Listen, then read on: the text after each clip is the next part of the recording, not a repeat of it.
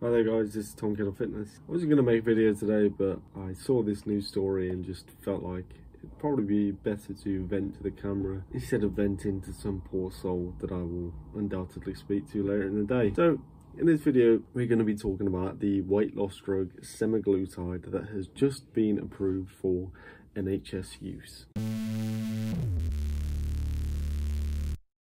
So what is semaglutide? Semaglutide is basically, can either be delivered as injection or orally, and it is a drug that makes you feel fuller and more satisfied, and it is being used to help people with obesity. And I believe that it is a drug that has been used in a slightly different form for quite a few years now to help people with type 2 diabetes. Now, first of all, the thing that annoys me about this is that why does the world need a drug for weight loss? Like, when you really think about it, in a society where we're sold food that is completely awful for your health. In Britain, there's a severe drinking culture that causes people to gain a lot of weight. I think a lot of people fail to understand that over the last few decades, lots of these big companies and corporations have profited off of selling us an unhealthy lifestyle, and now what they're trying to sell you is the antidote, the silver bullet to try and help you lose the weight that they caused you to gain in the first place. So I'm going to be reading from a BBC News article. This is where the kind of news was broke this morning, I guess. It says, the National Institute for Health and Care Excellence concluded semaglutide, marketed as Wegovy, however you pronounce that, is safe, effective and affordable. Now, I'd heard Joe Rogan talk about this on one of his podcasts the other day, and on there they talked about how not only does it decrease your body fat, it also decreases muscle mass and bone density. Obviously issues that can be fixed with other drugs that these companies can sell you. So when they say safe, it's interesting. I mean, they said this about the COVID vaccine. They say this about plenty of other drugs that are available from the NHS, from medical services in the United States. What does safe mean with these drugs these days? Like, this article, this BBC article, has literally used one word, safe. And further on in the article it says, like all medications, semaglutide comes with side effects and risks, including nausea, stomach pain, vomiting and diarrhea. So obviously I did a bit of research. It literally took me 30 seconds to go on Google Scholar and find a few papers on this. I found one from 2021. I wanted to see if there was anything that could back up these safety concerns, and boy did it. So, adverse side effects and safety risks to semaglutide include, but are not limited to, hypoglycemia, gastrointestinal adverse effects, pancreatic cancer and pancreatitis, thyroid cancer, gallbladder issues, cardiovascular issues, acute kidney injury, diabetic retinopathy, injection site and allergic reactions. Sounds a bit worse than nausea and vomiting, doesn't it? I mean, it's insane that this is a BBC News article. They are so convinced that you as the public are stupid that you'll read this and just be like, yep, safe, I'll have it. Because obviously, what is it, more than 50% of the UK population is now obese, which is a crazy statistic. A lot of British people seem to think that America is way worse. I think we're basically on par with America in terms of obesity stats. Crazy. And it says in this article that famous personalities such as Elon Musk claim to have used it, with a craze allegedly developing in Hollywood, which is interesting because Hollywood for the last few years has been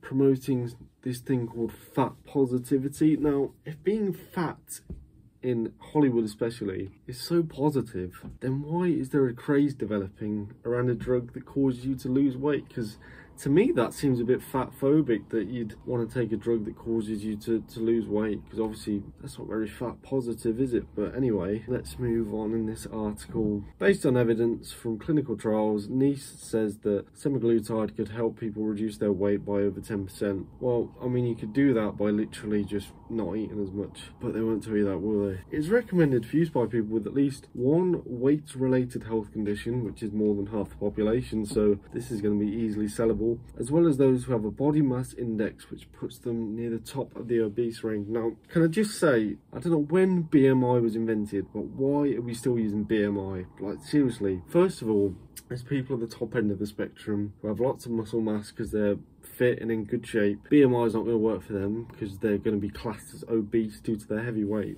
And then at the other end of the spectrum, you've got loads of really skinny people who have very low BMI, yet they have very high levels of visceral fat, eat a very unhealthy diet. So I really don't understand why we're still using BMI in 2023, but you know, appetite drug could mark new era in obesity. Well, celebrity weight loss jab to be sold by chemists.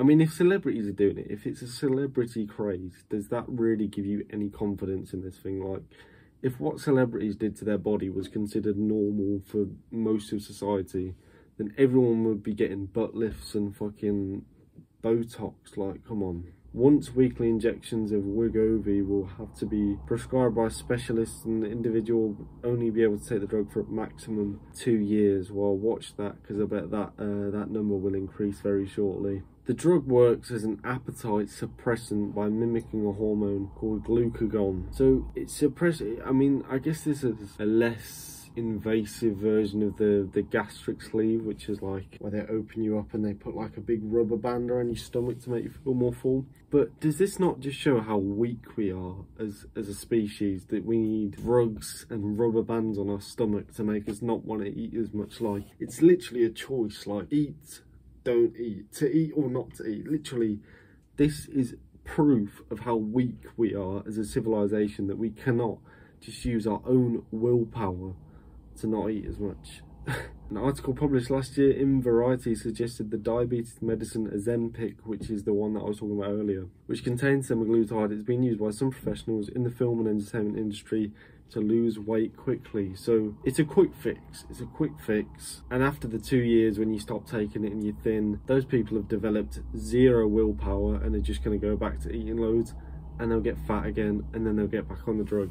It's this classic cycle of wonder drug does something good for you, revert back to normal, or you need the wonder drug again. Like, it's crazy.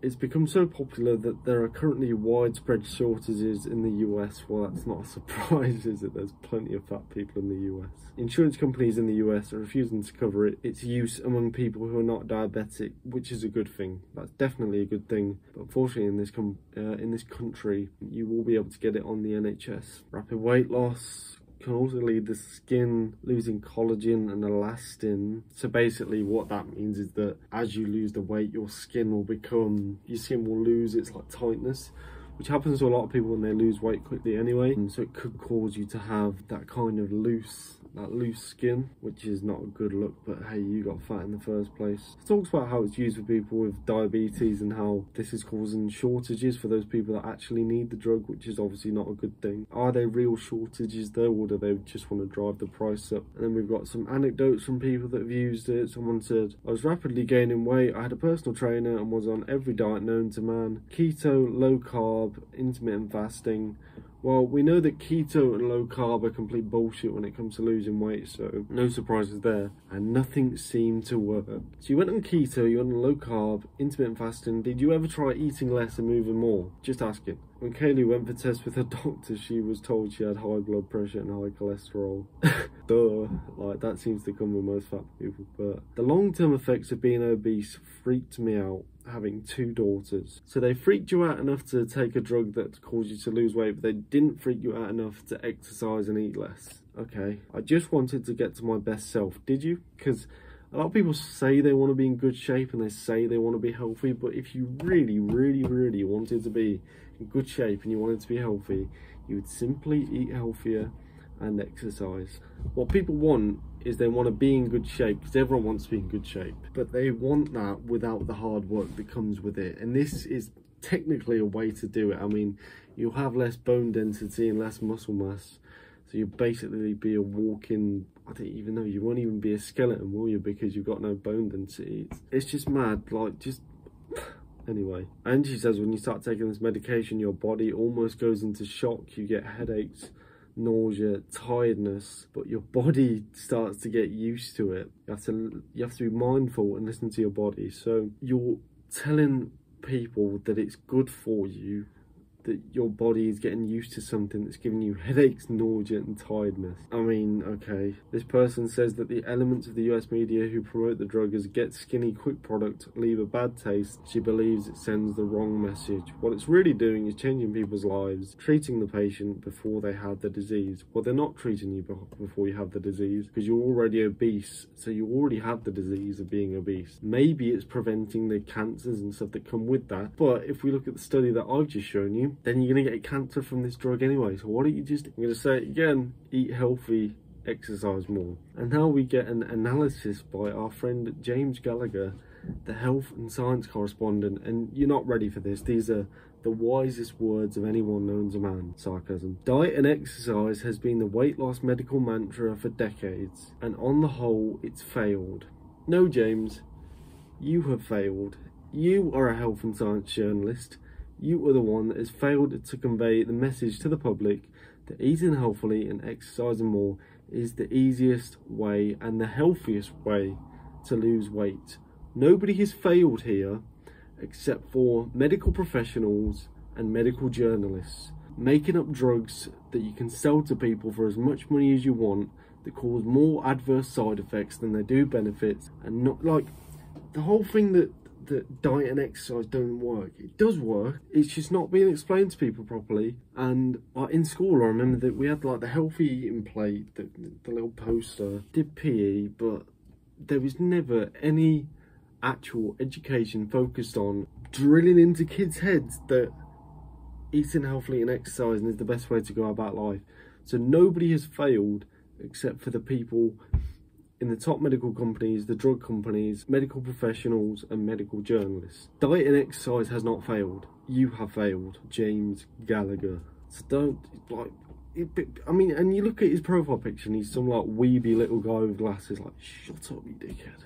On the whole, it's failed. More than half the planet is projected to be overweight or obese by 2035. Yeah, maybe because we live in a culture that promotes unhealthy eating and sitting around doing nothing all day. Maybe that's it. Because the thing about this drug is, all it does is reduce your weight. It does not make you healthier. Like, taking this drug is not going to improve your heart health or your quality of breathing or your sleep quality.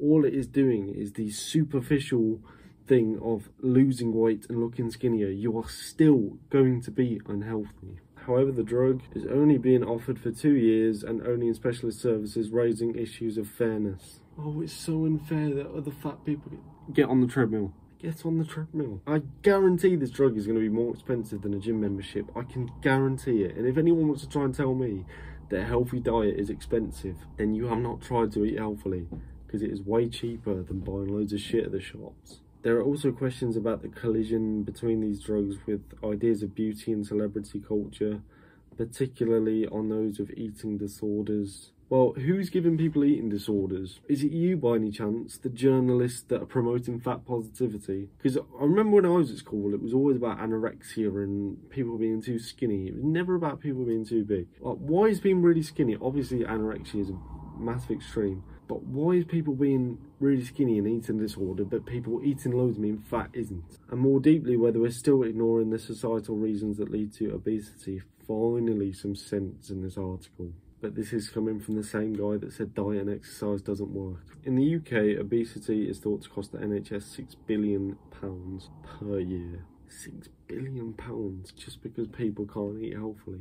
And I mean, that's a bit unfair, but imagine if they just stopped spending money on obese people in hospitals and use that £6 billion to advertise and educate people on healthy eating and exercise. Like, the fact that we're in this like information generation where everything is accessible from your computer, you can literally research anything in as much detail as you want from your iPad, from your iPhone, from your computer, but we can't advertise to the general public how to live a healthy lifestyle. Like, it's out there, but instead we're getting pushed with this shit article. We're getting pushed with things like fat positivity. These algorithms are against us. They want you to be sedentary, they want you to be fat, they want you to be lazy, so that once again they can sell you all these magical bullshit drugs that really just make you more unhealthy than you were in the first place. Helen Knight, Director of Medicine's Evaluation at NICE, said, For some people, losing weight is a real challenge, which is why a medicine like semaglutide is a welcome option. You can spend far less money on just telling people how to eat healthy.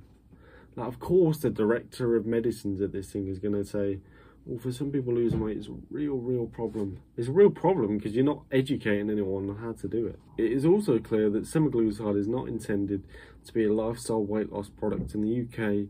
It is to be used for the purpose of improving health. What, improving health by giving people pancreatic cancer?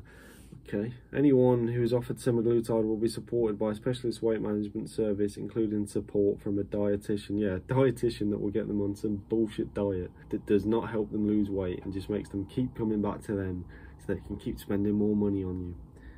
And that takes us to the end of the article. A bit of a rant there, but I think it's very important that we don't let our society collapse into things like weight loss drugs, because that is the end. Like, that is when the NHS goes to shit, everything fails. Because, I mean, approved for NHS use.